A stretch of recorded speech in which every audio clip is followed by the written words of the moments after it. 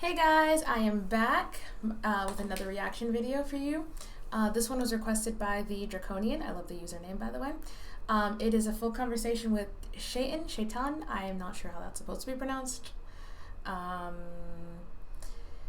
I'm sure this is going to be nice and disconcerting. It is midnight.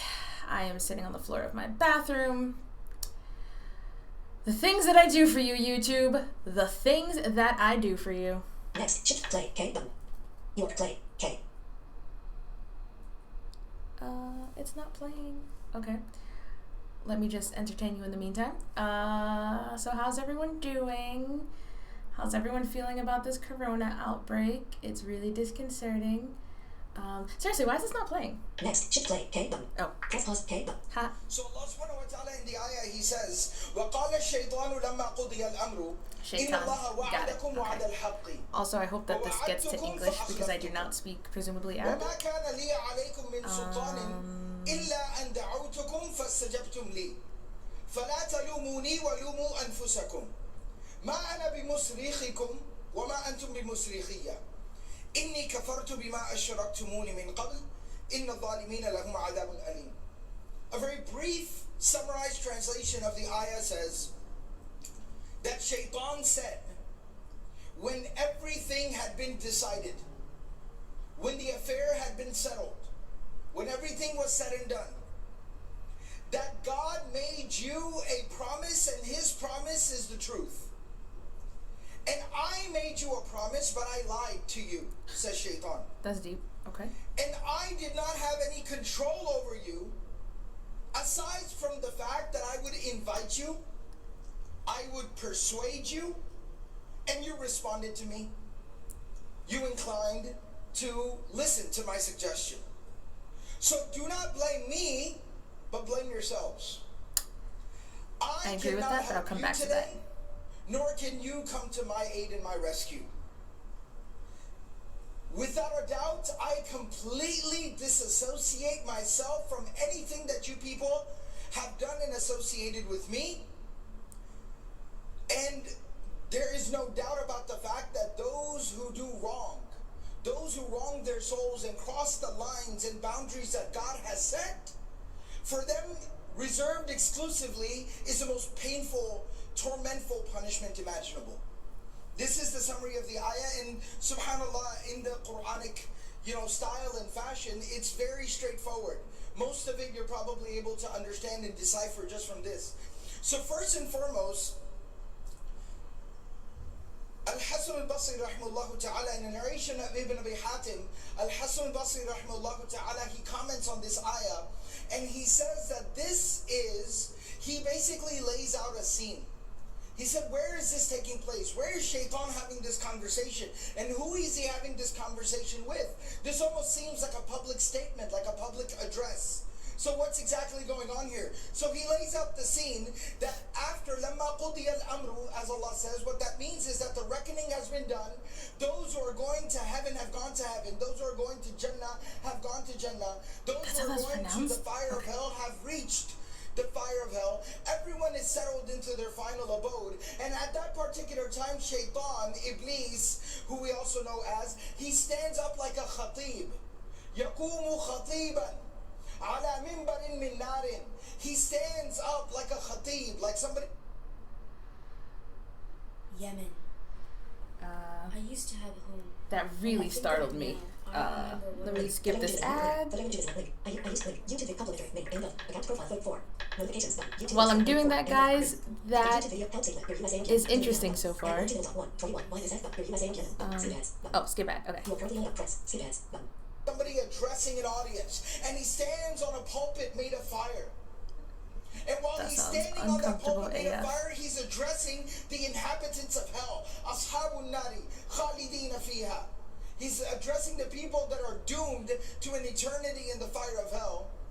And he says to them there, because one of the interesting dynamics, you need a little bit of background about this. Allah subhanahu wa ta'ala in surah number 41, in surah Fussilat, he tells us, وَقَالَ الَّذِينَ كَفَرُوا ربنا أرنا الذين أضلانا من الجن والإنس نجعلهما تحت أقدامنا ليكونا من الأسفلين. That's an interesting language. The people who have disbelieved and rejected the message from Allah, when they reach the fire of hell, over there they will call out and they will proclaim that, oh Allah, we know we are in no position to call upon you. We know that we cannot ask for any reprieve or any release from here, but what we request of you, what we ask you for, is show us the people. Make available to us the people, whether they be jinn or ins, whether it's shaitan or bad people, who dissuaded us from the truth, who impacted us negatively, who recruited us to the bad things that we got stuck in and involved in. رَبَّنَا أَرِنَا الَّذِينَ أَضَلَّانَا مِنَ الْجِنِّ وَالْإِنسِ. Show us those people. Why? نَجْعَلْهُمَا تَحْتَ أَقْدَامِنَا. So that we can step on them. So that we can crush them. لِيَكُونَا مِنَ الْأَسْفَلِينَ. I didn't know where that was going. Okay. Obliterated and humiliated and annihilated here today. So there will be this type of anger and violence that will take place in the fire of hell. And so this gives you a little bit of background. So as the inhabitants of hell are kind of closing in on Iblis and Shaytaan, and they're encroaching upon him, but then something very fascinating. وَقَدْ وَجَدَ ثُمَّ يَقُولُ الْكَافِرُونَ. Then those who disbelieve, they'll say, قَدْ وَجَدَ الْمُؤْمِنُونَ مَنْ يَشْفَعُ لَهُمْ فَمَنْ يَشْفَعُ لَنَا. So the disbelievers, those who rejected Allah subhanahu wa ta'ala in this life, and believing in Allah, in the message from Allah, they will say that those who believed, complied, submitted, they found somebody to speak on their behalf. We need somebody to speak on our behalf. فَيَقُولُونَ مَا هُوَ غَيْرَ إِبْلِيسِ. It would obviously have to be Iblis. It would have to be Shaytan. Well, he's the one that we listened to. He's the one that we followed. He's the one that we were compliant to. So it's got to be Iblis. It's got to be Shaytan. هُوَ الَّذِي أَضَلَّنَا. He's the one who convinced us of this. فَيَأْتُونَهُ فَيَقُولُونَ قَدْ وَجَدَ الْمُؤْمِنُونَ مَنْ يَشْفَعُ لَهُمْ. And they'll tell him that the Prophet ﷺ speaks on behalf of the believers. مَنْ يَشْفَعُ قَدْ وَجَدَ الْمُؤْمِنُونَ مَنْ يَشْفَعُ لَهُمْ فَاشْفَعْ لَنَا فَإِنَّكَ أَضْلَلْتَنَا. So you speak. Is that another ad? Yes, it is. Okay. So while I skip that, this is definitely interesting. First, as I started to say, Arabic is an interesting language. Like, I definitely enjoyed listening to it, but it's so interesting to hear sort of, I feel like it sounds more fluid from some people, and like, just, I don't know, like the sounds of the language is kind of cool. On top of that, let me just, you know, this is definitely interesting, like this notion of, okay, so we got it, like we know that we can't, like, appeal to you, Allah, because, you know, we stepped from your path, but like, can you show us who influenced us this way? I think that's like an interesting notion.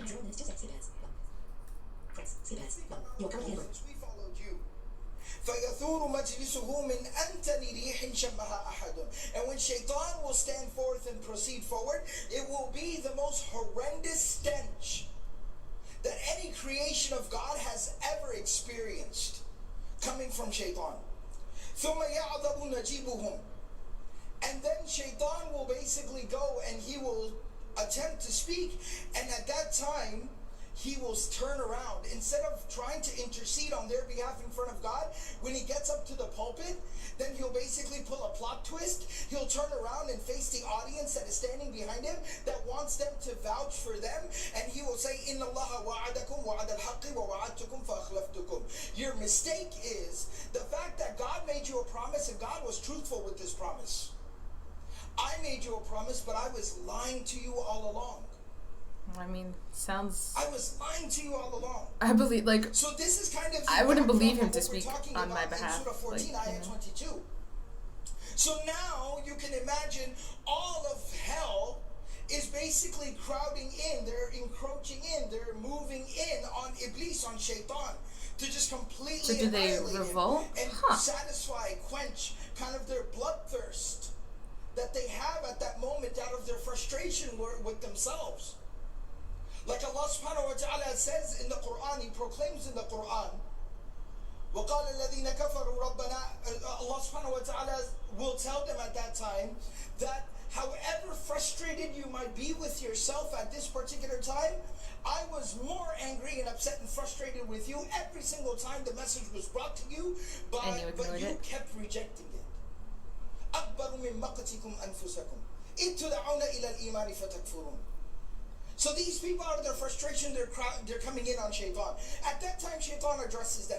And what is his message? I want us to focus on his message just for a couple of minutes and really pick up on some of the lessons. Not that we're necessarily learning these lessons from Shaytaan, but what we're learning from, and this is the profound, remarkable mercy of Allah subhanahu wa ta'ala. I would like to make a little bit of a side note here. Whenever we talk about the fire of hell, people are very overwhelmed. People are very kind of frightened and scared. And they're like, how is this some type of a message of inspiration? How is this a message of hope? How is this a message of encouragement? We're talking about hell. We're talking about people trying to kill each other in hell. And then Shaytaan is talking, standing up and yelling at these people who are stuck in hell. Like, how is this? I would love to see where this is going now. To me, because they feel overwhelmed by it. But what you have to understand, and this is our short-sightedness that we don't realize this, where are we reading about this? We're reading about it here and now. So we have every opportunity in the world to avoid this fate. This is true. That's the part we miss. Yes, the Quran fit. Hi. Another ad? I have a small favor to ask of you. Please end. Oh, it's Bernie. Okay. For my American subscribers, who you voting for? Liberal, Republican? What's your thoughts on the things? Oh, is it over? Okay, I think it's over. Play button. Skip ads. Play button. You are currently in work. 0 minutes, 0 seconds, 0 minutes, 0 minutes. Oh, there's another ad, guys! 0 minutes, 4 seconds, 0 minutes, okay, button. Next. Shift left, okay, 0 minutes, 4 seconds, skip ad. Button. You are currently on press. Very powerfully and very, overwhelmingly describes the fire of hell and the torment and the punishment, and it can be very overwhelming. But we're reading about it here and now. We have every opportunity to make whatever course correction needs to be made. That's the mercy in all of this. So as we sit here and we read about the conversation between people in hell and Shaytaan in the fire of hell, let's figure out what we can do to avoid that particular fate. So he says a few things. The first thing that he tells them, إِنَّ اللَّهَ وَعَدَكُمْ وَعَدَ الْحَقِّ. God made you a true promise. What is the promise of God? It's kind the of promise bouncy of God Arabic. is the fact that there is an afterlife, that there is resurrection, Or that might just be him. that there is accountability, that there are consequences, that there is a good and a bad, and a right and a wrong, and a light and a darkness. That's what God informed us. That's what Allah told us. And all of that is true in reality. For a lot of my younger brothers and sisters who are going through a particular dynamic and experience in their lives where everything that they believe or they've been told that they believe is being questioned, is being brought up for discussion, is being reevaluated, know for a fact that everything that we consider, that the Quran tells us, that the Prophet ﷺ has told us, that we might entertain as being theoretical, as being possible, know that it's the absolute truth. And I know you're going to say that's easy for me to say now, but it will be really hard for all of us to admit to in the life of the hereafter. And that's what Shaytaan is saying. وَوَعَدْتُكُمْ فَأَخْلَفْتُكُمْ. I promised you certain things, Shaytaan says, but I lied to you. I was lying through my teeth. What's some of the things that Shaytaan told us? He told us to live for the here and the now. What are some other things Shaytaan told us? Shaytaan told us that being devout, praying 5 times a day, giving charity, prioritizing our spirituality over our popularity, categorizing, prioritizing our character and personal development over materialism. That all of this was going to make us suffer in this life. All of this was going to put us behind the 8 ball. All of this was a surefire path to failure. I feel like it doesn't necessarily have to be mutually exclusive. What he tells us. That every single time you make the more difficult, correct choice, you're actually harming yourself. Right? So now, what happened? Asr's here.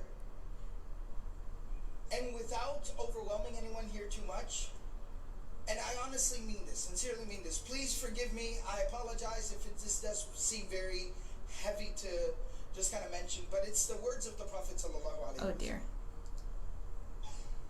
The Prophet sallallahu alaihi wasallam talks about, there's a more specific narration about Asr, and then there's a more general narration about any prayer. Man fatatu salatun faka'annama wutira maluhu wa ahluhu. Whenever people like make As precursors. somebody who just lets a prayer just slip through. Wasn't sick, wasn't ill, wasn't stuck, wasn't trapped, but somebody who just kind of lets a prayer, a salah, just kind of just slip through, just loses it like that, because it just wasn't important enough. The Prophet ﷺ says that such a tragedy has befallen that person. But maybe that person doesn't realize that if that person was to realize the scope of this tragedy, it'd be a greater tragedy than losing all your wealth and all your family. That's intense. That's how Shaytaan operates. Now what naturally happens after that? Once that Asr Adhan is called, now there's guilt, which on an individual level can be helpful, but Shaytaan now further, he's going to turn that knife. And that guilt will become despair. And that despair will become frustration. And that frustration will eventually, very unfortunately, devolve, will rot, will fester, until it becomes a full-scale crisis of faith. What kind of a religion puts that type of pressure on you? What kind of a God makes these types of demands of you? What's the answer? And then God forbid, wal'ayadhu billah, that person will say, well, I want nothing to do with such a religion or such a God. You see the trajectory, and how terrible it was. This is how Shaytaan operates. So that's why we always have to be on guard. That's where taqwa comes in. Consciousness, awareness, diligence, cognizance. Being alert. Always. And then he goes on to say, فَلَا تَلُومُونِي وَلُومُوا أَنفُسَكُمْ. So don't blame me, but blame yourselves. Don't blame me, but blame yourselves.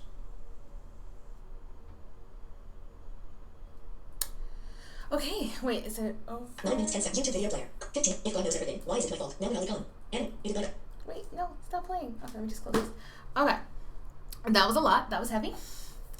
I always feel like, for me, I'm always like, does it have to be one extreme or the other? But then I see, so his comment about it, like, being, like,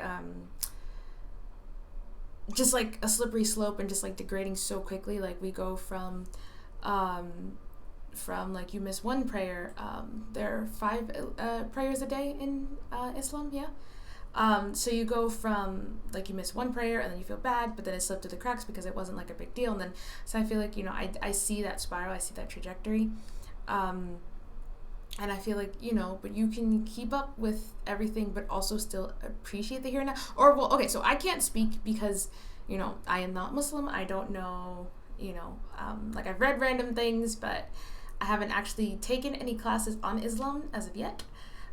So I don't want to speak incorrectly or anything like that. Sorry, I'm just fixing my pocket. Okay. I don't want to speak incorrectly or anything like that. But, like, is there any room to, appreciate the here and now? You don't have to go overboard, but, like, striking a balance. Or even if religion is the priority, and I feel like this is coming more from, like, a Christian perspective, but, religion can be the priority, but I feel like the vibe that I always get is it has to be one extreme or the other. I appreciate that he acknowledged, like, okay, like, it could just be one small thing, and then it just goes on and on. but then, like, you know, the don't blame me for then, you know, for your failings then. I feel like that's harsh, but I feel like, you know, that's also accurate. I don't know where to stand on this, where to, I feel like the questioning of beliefs, like, I mean, because on the one, it's things that have just been handed down to you, and it's like, okay, you know, modern times have changed. Like, I think about this example. A professor told me, I don't remember. Okay, I might butcher this. I'm sorry, but it was like something in the Torah says that, like, men can't wear, or a man can't be standing or near each other or something like that when climbing a ladder. But it was about, like, the clothes that they wore, like, it was more, you know, like a kilt or a skirt or whatever, like, culturally is correct at the time. And it's like, you know, now, like, times have changed, so you're not going to be able to look up this man's clothes and, you know, see, like, while he's climbing a ladder. But, you know, like, so how much do you adjust for the times? Or, you know, it's supposed to be timeless, but I feel like also because, you know, something I always think about with any religious text is that it was copied by man. And so, you know, sometimes ideas of that era, or you know, like, things of that age will play into it, will factor into it. I'm not sure if I'm making sense. I have no solid, like, thoughts one way or the other on this, but it was definitely interesting, definitely eerie. I have one more video, but I'm going to save that for the daylight because that one is also going to be nice and eerie. So yeah, hope you guys enjoyed. Tell me your thoughts, because, again, it's pretty inconclusive. I feel like if I came back in, like, a day or two and, like, you know, really settled and thought about it and stuff like that, it'd be different. But just, like, my immediate reaction is just very conflicting, but that's how I am with religion in general. I believe in high power, I believe in God, but I also just, like, there's so much that comes from man. I think about, like, Christianity, many of these monotheistic religions that, well, okay, so Christianity specifically, you know, how so many African Americans, Afro-Caribbeans, like, whatever, like, black people just cling to it, and it's like this was brought to you by the colonizer, and, you know, like, and perhaps it was the right thing, perhaps colonization, like, all that was meant to, you know, but it's just something that I think about with religion, like, you know, where it comes from, how it got to you. This is also different, Islam versus Christianity, but, you know, these are the things that I think about. I don't know if this was really coherent, but this is what you got. Hope you enjoy. Speech on. Viewfinder. 20. Take picture. Button. Stop recording video. Button. Take picture. 22 minutes. 50 seconds. Take. Stop recording video.